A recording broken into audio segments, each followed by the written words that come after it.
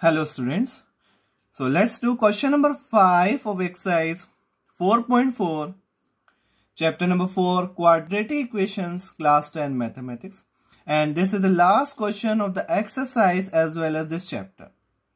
So what is given to us? Is it possible to design a rectangular park of perimeter 80 and area 400 meter square?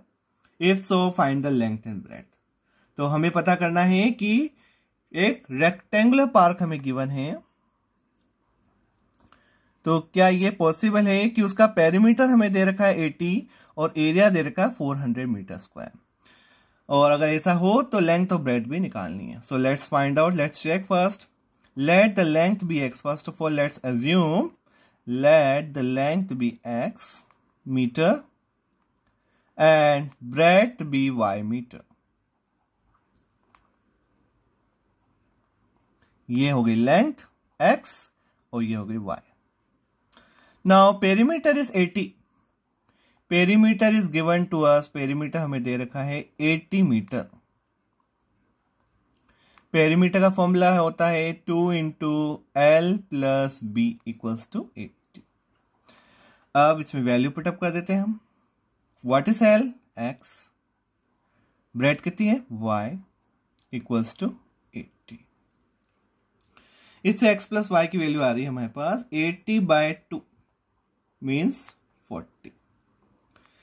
अब हमें या तो x या y free कर लेते हैं. y फ्री करते हैं. y की वैल्यू आ गई 40 माइनस x. ये y की वैल्यू आ गई. x के टर्म्स में y की वैल्यू आ गई. नाउ हमें एरिया दे रखा है 400 meter square. Area is 400 meter square.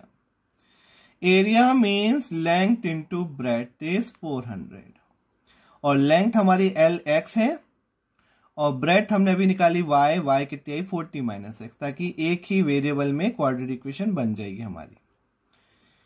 Now इसके बाद 40 into X 40x minus X square equals to 400. और इस सम को इधर ले आते हैं सारे, तो क्या होगा? एक्स स्क्वायर, ये 40x है sorry, minus 40x plus 400 equals to कितना हो गया? 0 हो गया. ये दोनों का हम इधर ले आए और 0 के इक्वल रख दिया, तो ये माइनस का प्लस हो गया, प्लस वाला माइनस हो गया और ये एज इट इज चल रहा था. अब वी हैव टू चेक. सबसे पहले हमें पॉसिबल है कि नहीं ये चेक करना है, तो उसके लिए हमें को डी निकालना पड़ेगा.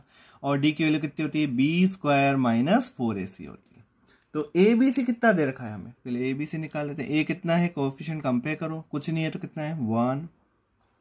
बी कितना है हमारे पास? B is given to us minus 40 और सी कितना है? 400.